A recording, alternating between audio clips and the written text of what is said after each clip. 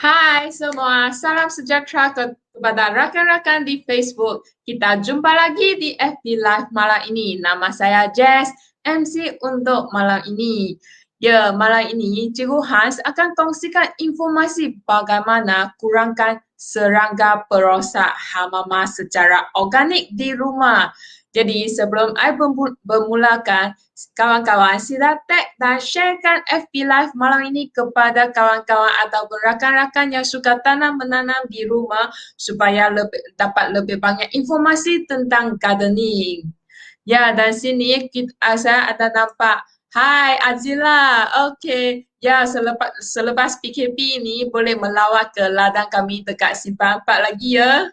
Ya, memang Miss waktu dekat itu organic farm memang seronok lah compare dengan online classroom saja. Tapi disebabkan COVID-19, lebih baik kita stay at home baik-baik dan tunggu selepas COVID ini kita baru jumpa dekat kebun kita. Ya, jadi tentang hamama, pernahkah anda nampak macam jaring laba-laba di atas pokok anda? Ataupun kawan-kawan ada tanam rose, adenium atau itu jenis brupi yang lain-lain jenis tanaman, daunnya muncul itu bintik-bintik kuning ataupun bintik-bintik yang putih dan kemudian pokok anda akan jadi layu. Ya, itu mungkin disebabkan serangga hamama. Jadi malam ini, jom bersama saya dan Cikgu Hans di FB Live malam ini. Hans akan kongsikan tips untuk mengatasi masalah hamama ini. Jadi kawan-kawan di FB, marilah kongsikan bengkel online malam ini bersama-sama kawan yang suka tanam-menanam. Sementara online workshop dijalankan, anda boleh tuliskan soalan-soalan anda dekat yang berkenaan dengan tajuk malam ini di dekat komen sinilah. Nanti saya akan bacakan soalan anda kepada Cikgu Hans pada sesi soal jawab Q&A section nanti. Ya, seminar malam ini dianjurkan oleh Baba. Baba adalah pengilang barang-barang berkebun yang kreatif. Kami mengeluarkan produk-produk yang mesra alam dan mempromosikan penanaman secara organik. Pertanian organik adalah penting untuk memelihara tanah dan alam sekitar.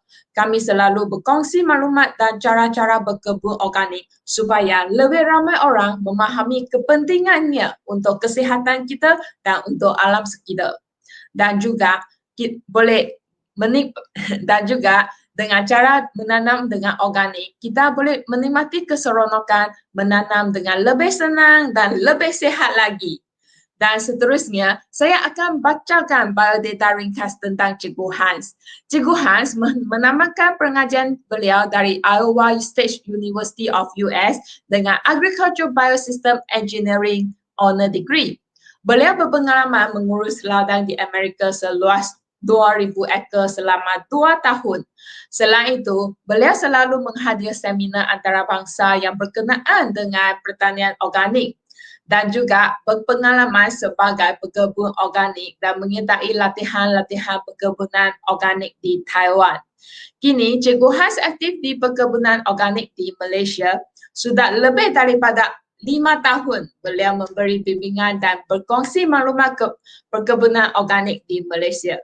Jadi, para hadirin yang belum tag kawan di komen, sila tag sekarang dan jom bersama saya dengan Cikgu Hans Cikgu Hans belajar cara untuk mengatasi masalah hamama. Jadi kalau kita dapat mencegah ataupun mengesan kemunculan hamama lebih awal, pokok kita akan lagi sihat dan juga dia akan berbunga dengan cantik lagi. Jadi dengan tidak memajukan masa para hadirin, kita mempersilakan Cikgu Hans. Halo, wah, kami jumpa lagi ya. Memang sebulan sekali kami jumpa di bengkel ini. Selamat malam, saudara-saudari. Selamat datang ke bengkel Perkebun Cikgu Hans. Kami memang bersyukur ada saudara-saudari meluangkan masa untuk teman kami pada malam ini. Sekarang kes memang meningkat lagi akibat daripada Delta, mungkin strain Delta yang mudah merebak. Jadi kami memang berharap saudara-saudari adalah sihat dan selamat belaka. Okay? Tajuk untuk hari ini adalah bagaimana kurangkan serangga perosak hama secara organik di rumah. Mungkin ada kawan tak tahu apa itu serangga perosak hama. Okay? Sila meneliti gejala-gejala ini. Pernahkah anda menghadapi masalah ini? Okey, tengoklah gambar ini.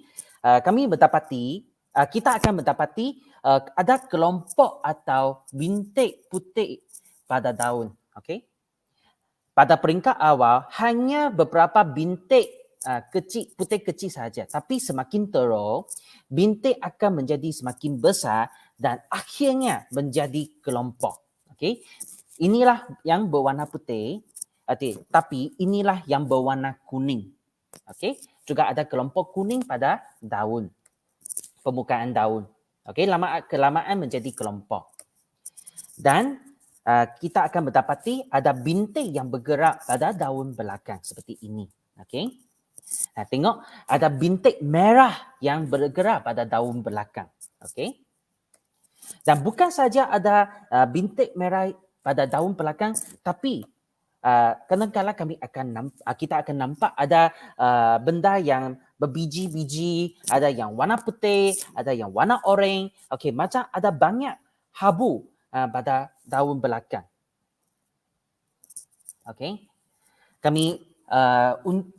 Kalau begitu kalau semakin serius ia akan ada jaring lelaba pada daun juga. Ini memang sudah serius dan serangga ini yang menjadikan tumbuhan ini rumahnya, menjadi sarangnya. Dan bila ini berlaku, memang sudah susah dirawati. Dan akhirnya kalau sudah teruk, daun akan menjadi kering atau terbakar seperti ini. Apa serangga ini? Serangga ini adalah hama. Dalam bahasa Melayu itulah hama. Dalam bahasa Inggeris itulah spider mites. Ada banyak jenis serangga hama di dunia, tapi ada dua jenis yang memang biasa didapati di Malaysia. Ini yang di sebelah kiri itulah hama merah, red spider mites. Yang sebelah kanan itulah hamama. Yang berwarna putih. Atau dalam bahasa Inggeris, two spotted mites. Bagi mudah memahami pengkir pada malam ini, saya akan panggil serangga hama untuk kesemua jenis hama pada malam ini. Biasanya serangga hama berlaku pada apa jenis tumbuhan?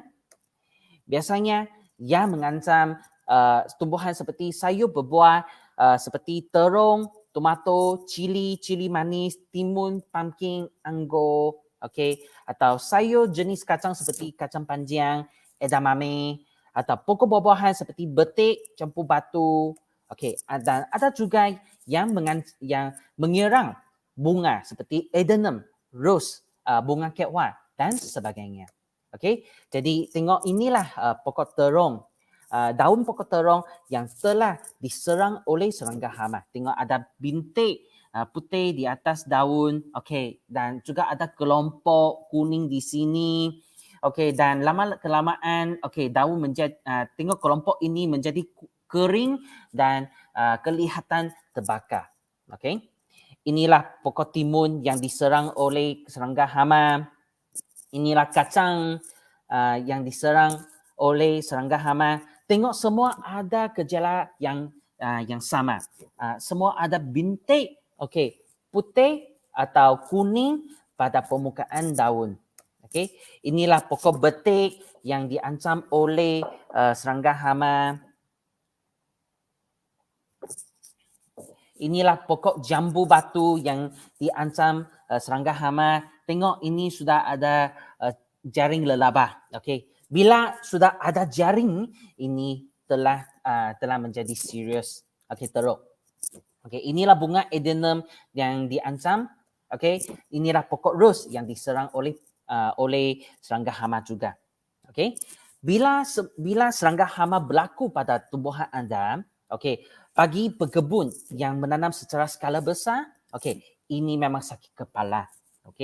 Untuk sesiapa yang berkebun di rumah, okey, kalau memang kami biarkan begitu sahaja, ia akan juga menjadi masalah yang sangat teruk, yang sangat susah dirawati juga.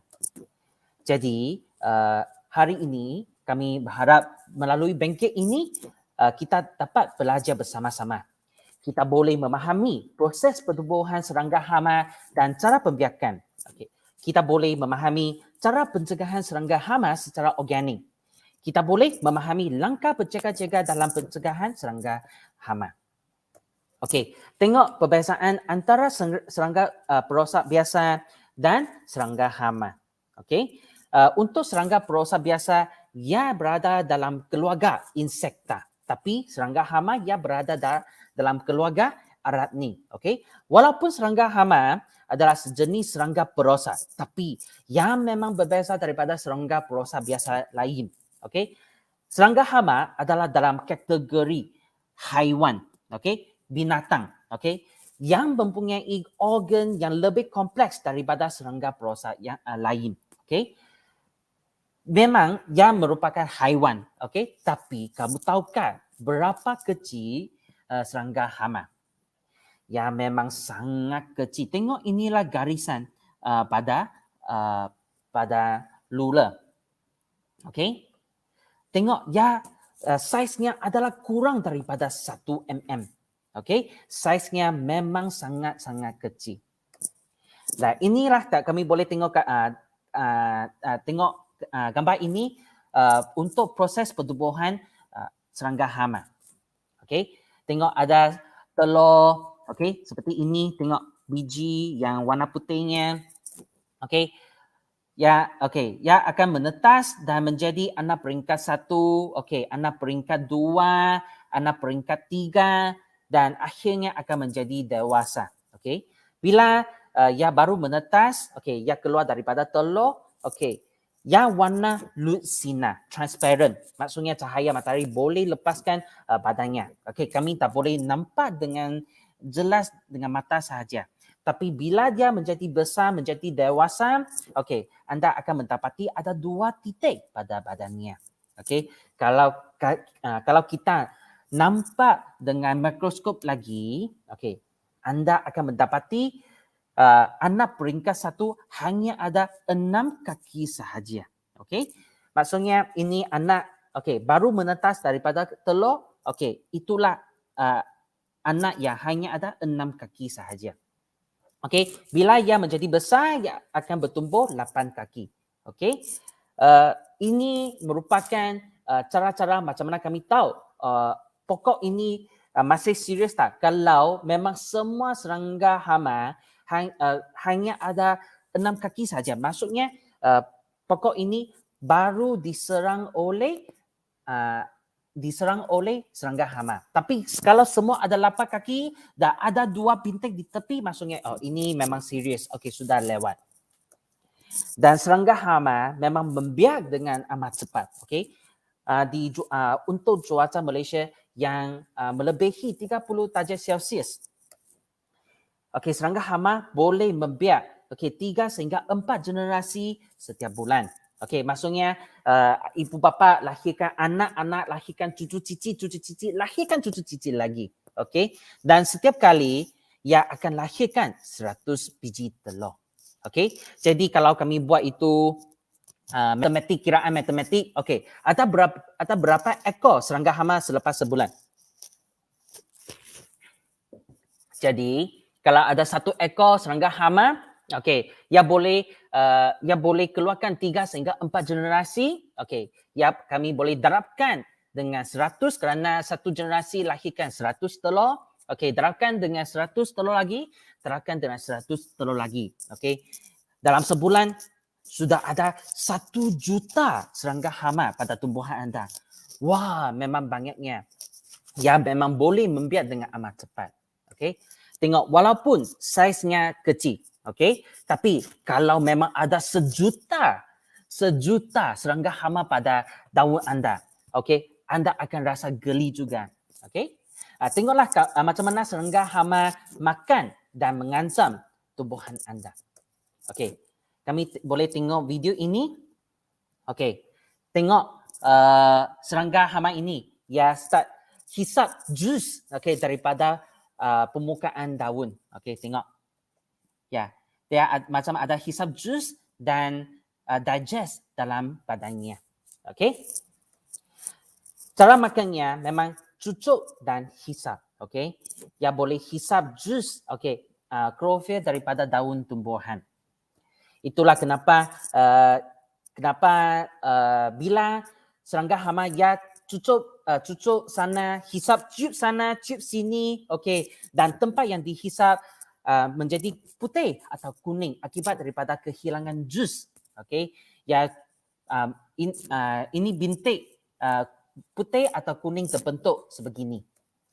Kalau semakin teruk, akhirnya daun akan menjadi kuning, menjadi kering akibat daripada kehilangan jus klorofil dalam daun. Kalau menjadi teruk lagi, itu serangga hama akan mengeluarkan jaring dan bermula bertelur di sini. Ya sudah menjadikan tumbuhan ini menjadikan sarangnya. Biasanya bagaimana berkebun? Bunuhkan serangga hama. Mereka first choice, pilihan utama adalah racun kimia.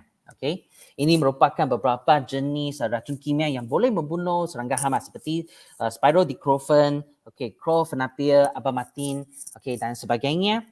Tapi kalau kita memang bergantung pada racun kimia sahaja, kemungkinan besar sisa racun akan pas kepada generasi kelak, kepada cucu cicit anda, dan kanak-kanak akan kurang daya pertahanannya.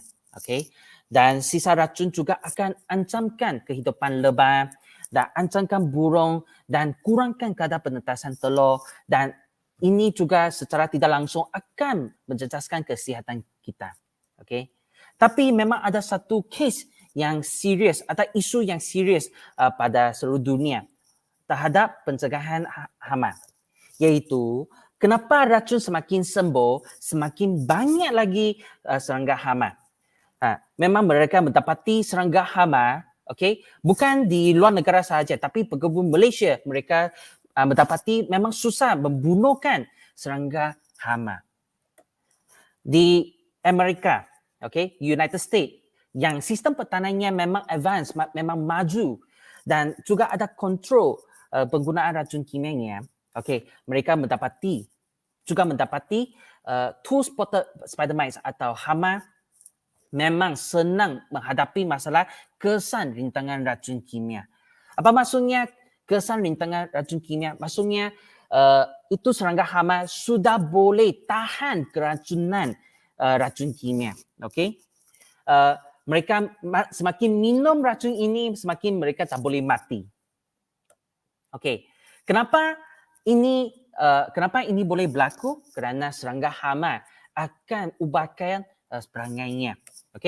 Contohnya kalau kami spray racun kimia pada tumbuhan, serangga hama akan dapat mengesan ini adalah tanda bahaya dan akan memberitahu kawan-kawan mereka untuk melarikan sendiri.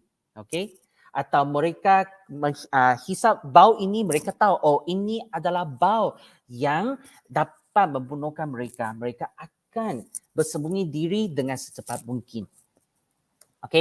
Dan juga kalau kami semakin spray racun ini, metabolism serangga akan berubah juga. Maksudnya organ-organ atau macam proses pemprosesan dalam organ mereka akan menjadi berubah.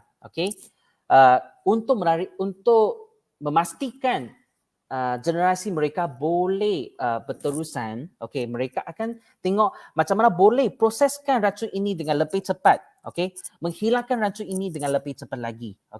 Jadi semakin spray, semakin kuat sistem pertahanan terhadap racun tersebut. Jadi semakin spray, semakin kuat lagi, semakin spray, semakin kuat lagi, dan menjadi super hama. Jadi memang lebih kuat kesan rintangan bagi anak atau cucu cicit mereka. Akhirnya apakah pilihan untuk pekebun yang mendapati gejala ini? mungkin mereka akan campurkan racun kimia dengan lebih banyak atau lebih pekat lagi, atau campurkan racun kimia yang berlainan jenis. Okay? A plus B plus C. Okay? Atau A plus A tambah A lagi 4 kali ganda. Mungkin macam itu. Okay, tapi ini akan mengakibatkan sisa racun akan terlampau banyak pada tanaman. Tengoklah contohnya racun kimia yang biasa digunakan oleh pekebun, okay, yang mungkin akan dijual dalam nursery juga, okay, kerana mereka akan jualkan racun kimia dalam botol yang kecil, okay, 100 ml, dan akan dicantangkan kepada saudara-saudari untuk spray pada tumbuhan anda. Tapi kalau nampak daripada label, okay, ya ada satu panggil PHI atau pre-harvest interval 14 hari. Maksudnya selepas kami spray, okay, bilakah kami boleh kutip hasil ini? Okay, perlulah selepas 14 hari. Okay. Tapi bagi sayur yang dikutip hasil setiap 2 atau 5 hari, contohnya macam terong, tomato, cili. Okay, cili bila dia tumbuh, okay, kami kutip hasil. Selepas 3 hari, dia tumbuh lagi, kami kutip hasil lagi. Okay, ya masih ada sisa racun pada tumbuhan ini. Jadi kemungkinan besar kami akan temakan sisa racun tersebut. Okey, setakat ini kami ringkaskan apa-apa yang kami terangkan tadi. Okey, gejala serangga hama kami akan mendapati ada bintik atau kelompok kuning atau putih pada permukaan daun, pada daun belakang juga ada bintik merah yang bergerak. Kalau menjadi teruk, ada jaring lelaba dan lama-kelamaan daun akan menjadi kering. Dan ciri-ciri serangga hama adalah seperti sebut, saiz badannya amat kecil dan memang mudah ditiup oleh angin.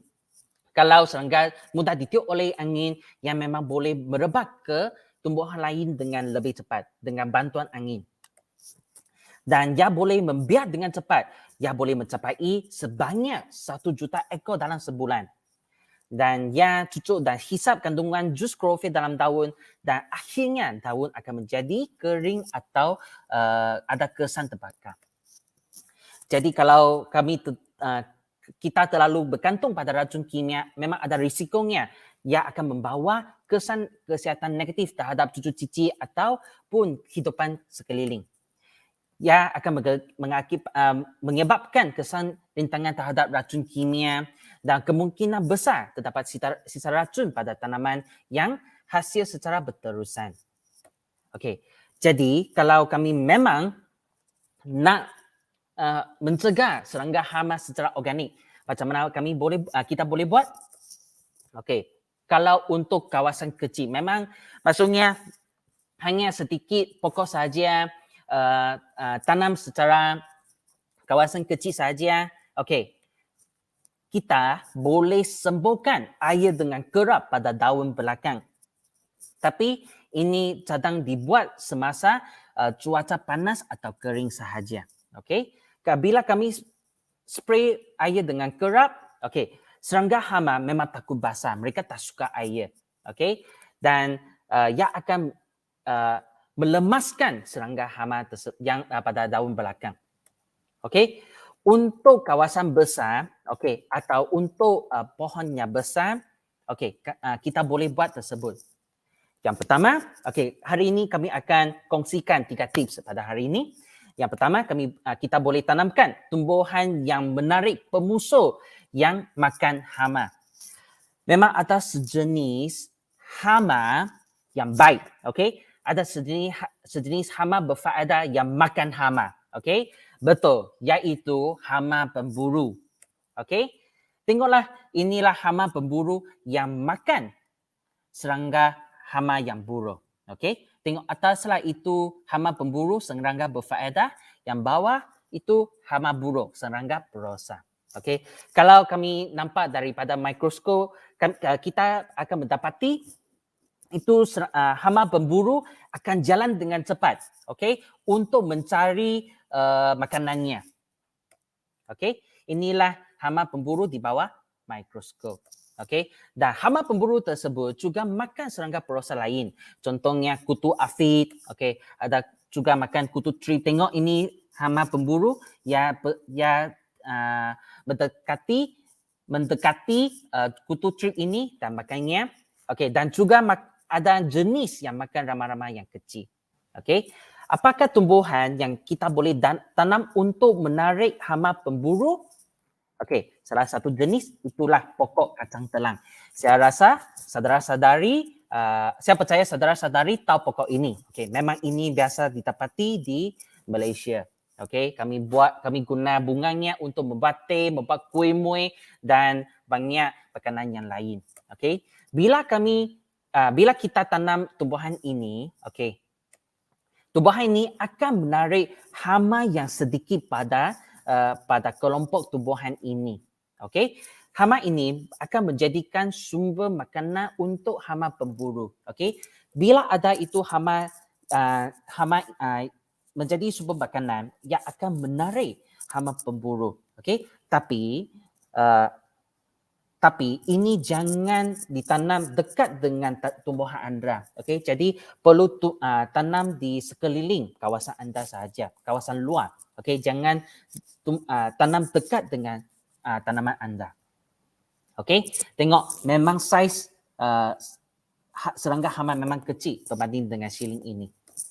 Ataupun kita boleh tanamkan billy goat weed. Okey, billy goat weed, okey, ya dapat menarik hama pemburu tinggal di sini. Mereka suka tinggal di tumbuhan ini.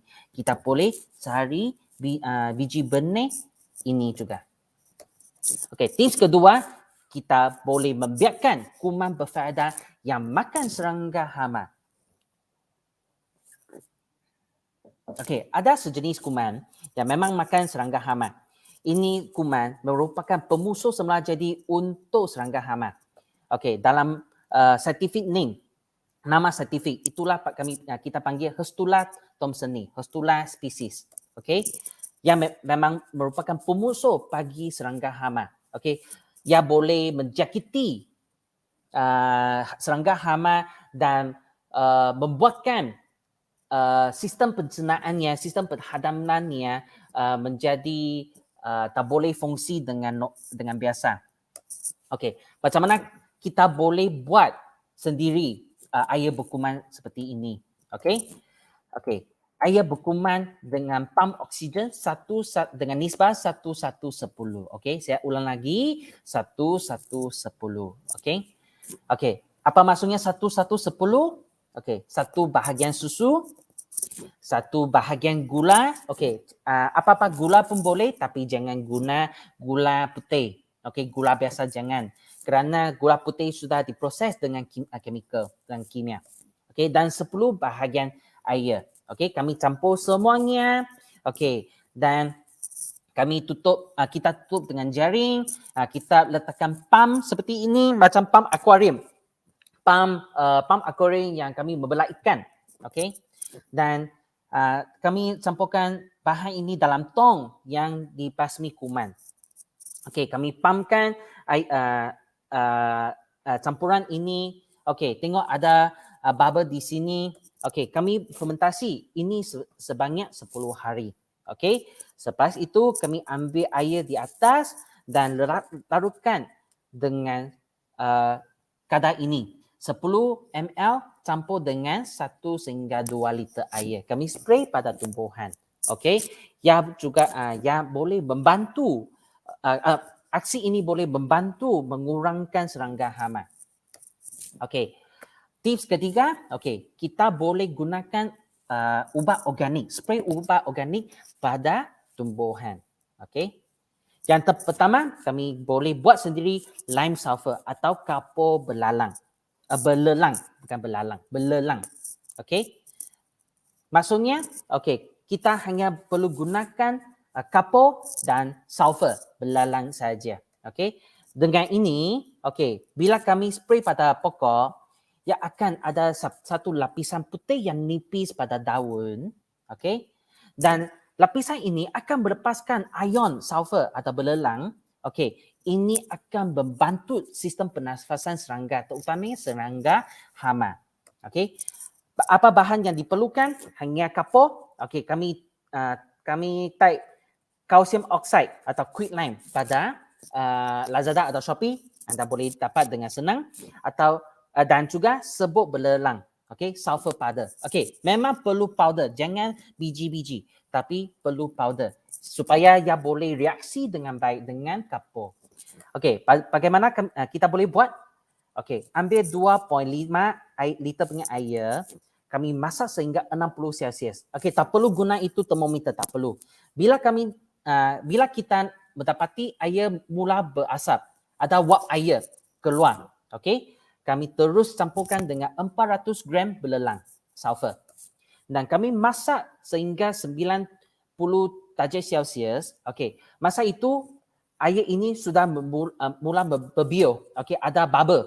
Okey. Kami campurkan lagi dengan 200 gram kapur. Okey. Kami gaul dan campur selama 40 minit, okey. Ia akan bertukar menjadi air yang merah seperti ini. Okey. Ini kita panggil kapur belelang atau lime sulfur. Okey, dengan ini kami larutkan dengan 1000 kali kandar air. Maksudnya 1 ml kapur belelang campur dengan 1 liter air dan sempur pada daun. Okey, itulah kita boleh buat. Tapi memang ini proses ambil masa sikit dan ambil patience sikit. Okey, dan penggunaannya jangan terlalu banyak kerana ini memang kesan sangat kuat. Okey, kalau kita guna dengan terlalu kerap, mungkin ia akan menjadikan pokok anda ada terbakar sikit. Okey. Kalau anda memang tak ada masa untuk buat itu air yang berkuman atau tanam apa-apa ataupun nak buat itu lime sulfur, kalau memang tak ada masa, okey, kita boleh carikan bahan pencegar jenis neem pada pasaran. Okey, minyak biji yang dibuat, kami tahu neem oil atau minyak neem, okey, yang diimport dari negara India. Okey, ini neem memanglah bahan yang sangat common, okey, dalam penanaman organik di seluruh dunia. Okey, dan ia boleh membunuhkan serangga dengan berbagai jenis. Mengikut kajian kami, kesan minyak neem boleh ditambah lagi dengan menjadi lebih berkesan lagi dengan campuran minyak biji fabaceae. Dengan ini, yang mengandungi 3 jenis bahan pencegar perosak semula jadi. Ada selanin, okey, ini India lah, ada azadirachtin dan juga ada nimbin. Okey, selanin, azadirachtin, nimbin. Dengan 3 jenis bahan pencegar ini, okey, ia akan dapat menghalau serangga perosak dengan bau, okey, dan ia akan menjejaskan serangga makan serangga perosak. Kenapa? Ia akan menjejaskan itu air liur tak boleh keluar dengan baik, dan itu serangga dia tak boleh hisap, okey, hisap jus, okey, dengan baik juga. Dan juga yang dapat menjejaskan hormon pertumbuhan serangga perosak. Apa maksudnya? Kalau itu dewasa nak bertelur, dia tak boleh telur dengan banyak, atau itu telur itu tak boleh menetas dengan lancar, atau itu anaknya tak boleh membesar dengan baik. Okey, ia boleh menjejaskan hormon pertumbuhannya. Kerana 3 cara kerja ini, okey, bahan pencegar jenis neem dapat mencegah serangga perosak lebih daripada 40 jenis termasuk serangga hama. Okey, tengoklah, inilah serangga hama pada bunga ros. Okey, selepas spray, okey, ia akan menjadi sebegini. Ia mati akibat daripada kesesakan nafas dan juga kelaparan. Okey, dan kita mengikut kajian kami mendapati yang memang dapat bertambah kesan lagi dengan Faboday plant alkaloid. Maksudnya itu ekstrak tumbuhan ini. Yang mempunyai cara kerja seperti ini, yang boleh lumpuhkan sistem saraf serangga hama dan juga menjejaskan otot sistem pernafasan serangga hama. Maksudnya itu serangga hama dia ada itu lubang yang boleh bernafas. Dia ada dua otot yang control sistem pernafasannya. Tapi dengan ini, ia dah boleh buka dan tutup dengan baik. Okey, yang lumpuhkan menjejaskan otot ini. Okey, jadi dia selalu tutup, okey, dan dia tak boleh bernafas dan ia menjadikan serangga hama mati. Okey, itulah kesan ini. Bila dia spray lagi, tengok ada bintik merah kan? Okey, merah akan menjadi hitam. Maksudnya bila menjadi hitam dan dia tak boleh bergerak, maksudnya itulah menjadi mati. Okey, dengan gunakan bahan penjaga semula jadi, kita boleh melindungi serangga berfaedah juga. Contohnya hama pemburu yang disebut tadi. Ia tidak menjejaskan hama pemburu. Okey. Dan semakin banyak hama pemburu di kawasan anda, ia juga boleh membantu bekerja di kawasan tanaman anda. Okey. Dia boleh bekerja tolong bunuhkan serangga perosa lain juga. Dan sini ada beberapa perhatian yang perlu beberapa langkah berjaga-jaga yang perlu diambil perhatian semasa pencegahan serangga hama. Okey, yang pertama kita perlu spray pada masa yang sesuai. Okey, tengok inilah merah, maksudnya waktu yang sesuai untuk sembuhkan ubat organik pada serangga hama. Okey, kerana suhu tinggi, okey, pada cuaca yang suhunya tinggi, hama memang aktif. Okey, dia keluar makan, okey, pada suhu ini. Tapi kalau suhu rendah, contohnya cuaca sejuk, mereka tak mati juga. Mereka menjadi tidak aktif dan akan bersembunyi, okey, pada tempat yang sangat gelap. Okey, seperti ini. Okey. Okey, badannya akan menjadi gerinting. Okey, warna badannya akan menjadi gelap. Okey, untuk protect sendiri.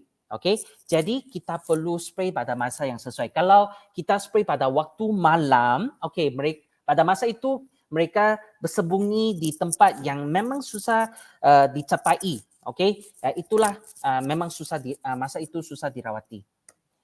Dan tips kedua, sembuh pada kawasan buta. Okey, contohnya daun belakang, tangkai kaun dan tanah. Okey, tengok pada daun belakang, okey, memang itulah kawasan yang aktif pergerakannya. Okey, tengok telur yang dilahirkan pada tangkai daun seperti ini. Okey, dan juga ada telur dan dewasa hama didapati aktif pada urat daun. Okey. Dan juga serangga hama didapati pada tanah juga kerana mereka mudah jatuh dan sembunyi di tanah. Jadi bila kita spray, kita perlu spray sehingga basah, okey, pada kawasan buta, bukan saja daun belakang tapi juga tanah, okey, terutamanya pada pangkal tumbuhan anda. Inilah memang sangat penting. Dan bila teruk, kita perlu spray sembuh seminggu 2 kali.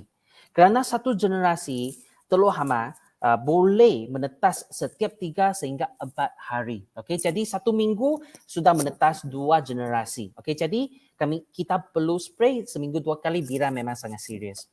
Okey, kesimpulannya inilah cara-cara kita boleh kurangkan serangga hama secara organik. Untuk kawasan kecil, kita boleh spray sembuh air pada daun belakang.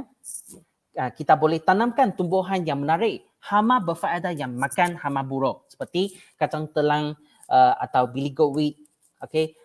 Ataupun kita boleh DIY air berkuman sendiri ataupun kita boleh sembuhkan ubat organik seperti kapur belelang dan juga ubat jenis neem, okay, yang dipertambah kesan dengan alkaloid tumbuhan, ekstrak tumbuhan. Okey, sini ada beberapa perhatian semasa pencegahan serangga hama. Kita perlu sembuh pada masa yang sesuai, terutamanya cuaca yang panas. Kita perlu beri perhatian pada kawasan buta dan kita perlu sembuh sehingga basah. Kalau teruk, sembuh seminggu 2 kali. Okeylah, itulah tamat perkongsian kami. Saya sekarang pas kepada Jess.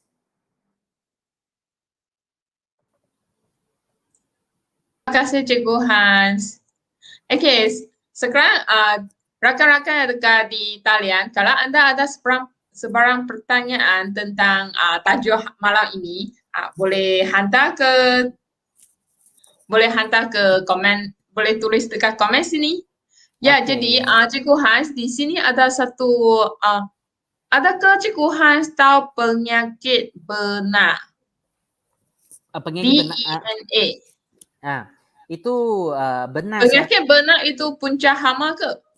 bukan. Itu penyakit itu benar bukan sejenis penyakit tapi sejenis serangga prostat lain. Oh. Okey, itu ada benar hijau atau benar kerang. Okey, kalau ada masa kita akan terangkan dengan jelas lagi pada masa kelak, okey? Okay.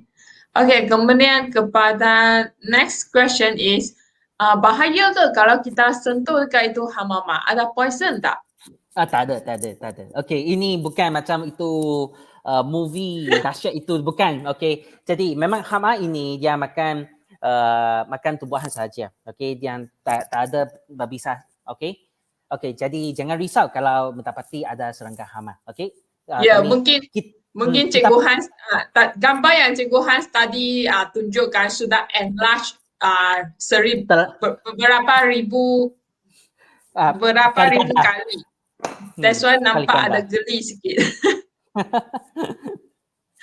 Okay, di sini ada perkiraannya. Saya tanam betik 1,000 pokok. Sekarang agak 50% punya sakit disebabkan kulat. Adakah serangga hama merupakan salah satu jenis punca pembawa kulat juga? Ya, mungkin punca, tapi untuk pokok betik biasanya ia dijangkiti oleh virus. Okey. Biasanya berpunca daripada serangga kutu afid. Okey, bukan serangga hama. Tapi serangga hama kebanyakan kali ia akan mengakibatkan ada luka pada daun. Jadi memang kalau ada luka bila hujan itu kulat yang buruk akan serang melalui luka tersebut. Okey.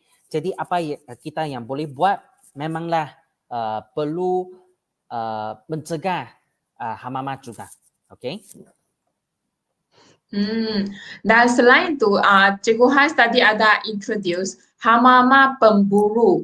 Jadi ada rakan yang risau, adakah hama-hama pemburu ini dia akan makan pokok tak?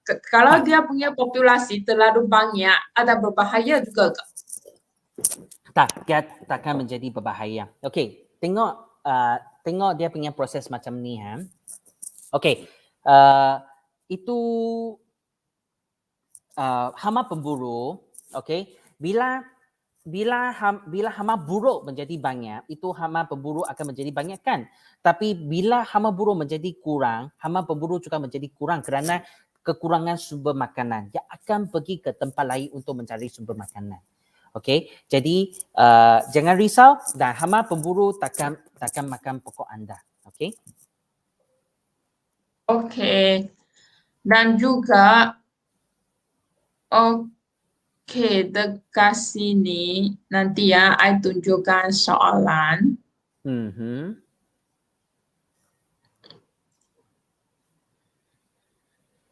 Okey, adakah tadi yang Ya, Hustula. Okey. Ada expiry date tak after fermentation? Ada. Guna dalam sebulan, okey. Jangan kerana kalau dalam sebulan anda sudah mendapati ada itu bintik hitam muncul pada liquid ini, ini sudah menjadi rosa. Jadi biasanya kami habiskan dalam bulan sebulan. Ya, memang pump sepanjang 10 hari. Okey. Dan juga adakah hama-hama selalu serang pokok lada juga yang menyebabkan itu daun kerinting? Sebab tadi ada beberapa kawan tanya tentang pokok cili dan pokok lada kena yang itu daun kerinting. Okey. Okey, itu serangga hama memang sering menyerang pokok lada, pokok cili. Okey, tapi apa yang menjadikan daun menjadi kerinting bukan serangga ini. Serangga ini hanya menjadikan daun menjadi kuning, ada berbintik atau berkelompok sahaja. Tapi apa serangga yang menjadi daun kerinting itulah kutu trip atau whitefly, lalat putih. Okey, itulah kita akan terangkan pada masa kelak. Okay, jadi selalu remember kena turn on itu notifikasi dari follow hijauan Baba punya page dan turn on itu notifikasi. Jadi selalu semasa Cikgu Hans online, kamu akan dapat automatic dapat notifikasi dari Facebook. Ya, tapi saya boleh jawab di sini dulu. Okey,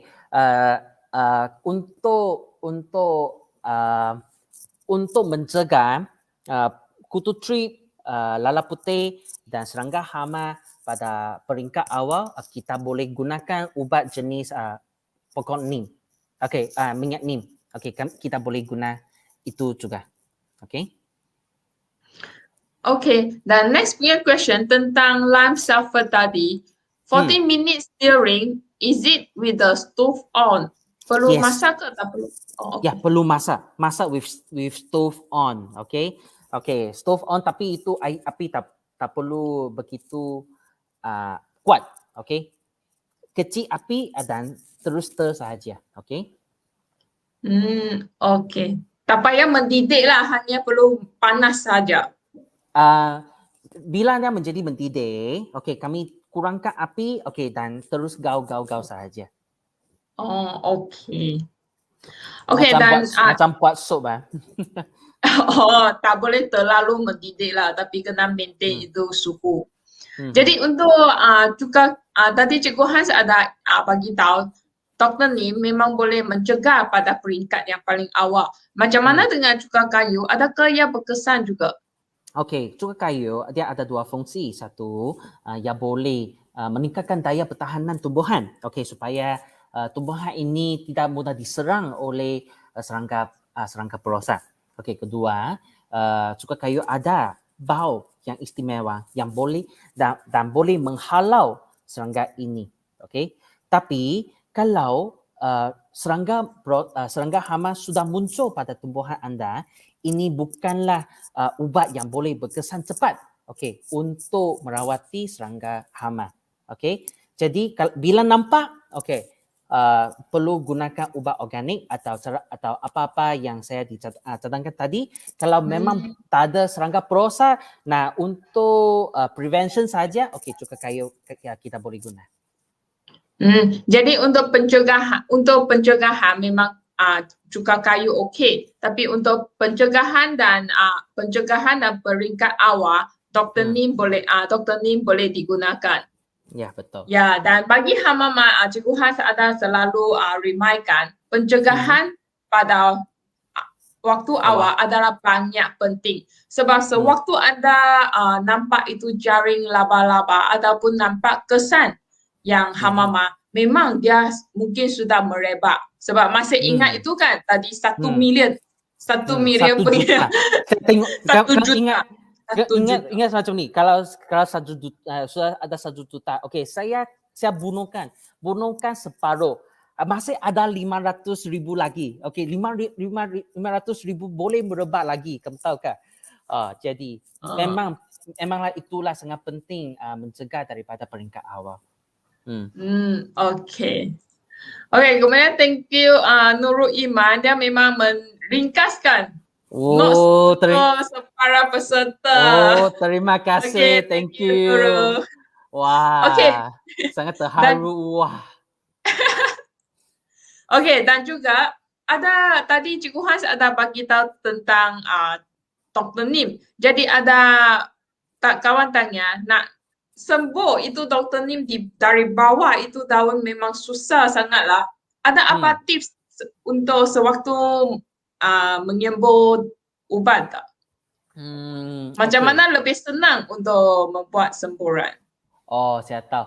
Okey, kalau okey, saya tahu kenapa macam itu. Kerana biasanya bila kita beli spray, itu spray kecil kan? Okey, spray macam ni, kecil. Macam ni, kecil saja. Okey? Okey, itu memang sangat susah, tapi itulah memang kita perlu spray pada daun belakang. Bukan saja untuk serangga hama, okey, tapi serangga lain seperti itu ulat bulu, seperti ulat pemakan daun, itu whitefly, semua suka bersembunyi pada daun belakang. Jadi daun belakang memang kita perlu spray.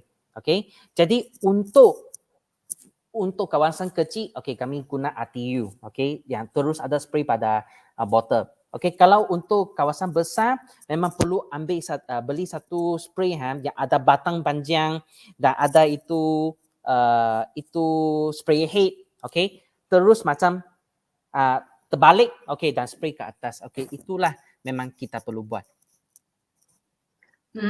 Kemudian Cikgu Hans tadi ada memperkenalkan itu Blue Bee sebagai untuk menarik pemburu hama. Jadi ada lagi satu jenis pokok nama apa ke yang ada kawatannya? Itu tadi saya cakap itu kacang telangkan, betul? Dan ada satu lagi pokok itu billy goat weed. Oh, okey. Nanti kami akan tuliskan dekat komen Okey, dan juga adakah marigold bagus untuk stay away untuk spider mites juga? Tak. Kerana spider mites juga suka makan marigold juga. Okey. Jadi okey, berbanding dengan kacang telang akan menarik sedikit menjadi sumber makanan, tapi dia akan tidak menjadi satu kluster. Okey, satu kluster yang sangat teruk. Tapi marigold memang boleh dijadikan satu kluster untuk spider mites. Okey, kerana spider mites juga suka makan marigold. Oh, okey. Jadi kalau selepas sembuh Dr. Nip, kena tunggu berapa hari untuk potong buah? Okey, satu saat terus selepas satu saat. Maksudnya sekarang spray Boleh nanti basuh dengan air dan terus makan. dan terus makan kerana memang bahan neem ini ia sangat selamat. Okey, memang ada banyak pengguna antarabangsa mereka terus minum minyak neem ini kerana boleh membaiki fungsi badan mereka juga. Okey, jadi jangan risau. Okey, boleh terus makan. Boleh terus kutip hasil selepas spray. Okey, sekarang di skrin saya tunjukkan lagi satu jenis pokok yang boleh menarik pemburu hama itu billy goat weed. Ya, betul. Okey, dan untuk cuka kayu dan untuk Dr. Nim, berapa kerap kita perlu guna atas pokok yang untuk mencegah hama? Kekerapan. Okey, untuk pencegahan awal, untuk prevention, okey, kadar bancuhan adalah antara 300 kali ganda sehingga 500 kali ganda. Maksudnya 2 sehingga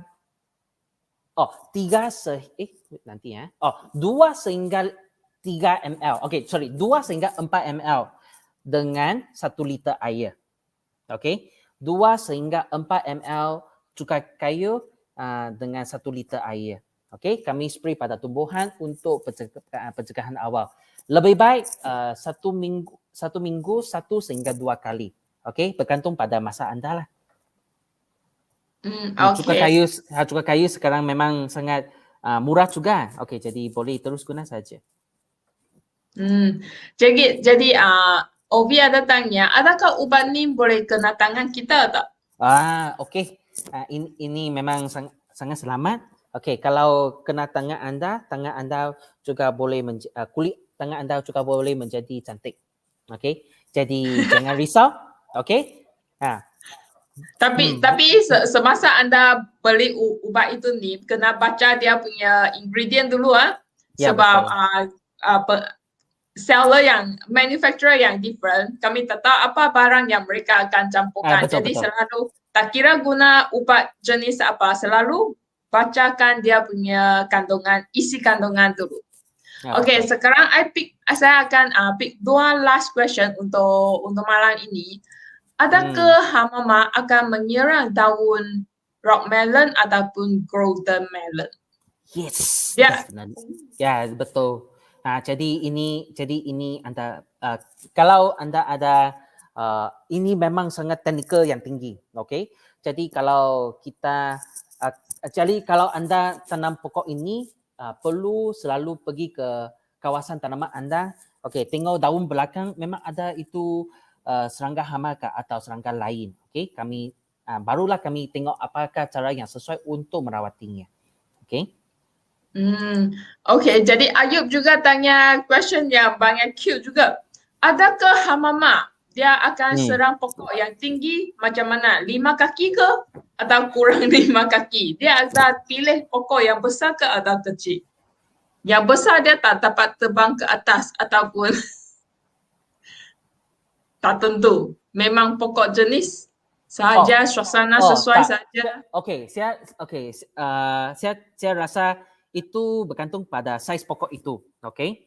Jadi contohnya itu pokok cili, pokok terong, pokok timun, pokok raw melon, okay, semuanya pokok rendah, okay, ya boleh mengirang. Tapi pokok buah-buahan seperti pokok durian, pokok betik, okay, kadang-kala ya sudah bertumbuh lebih tinggi daripada 5 kaki, okay.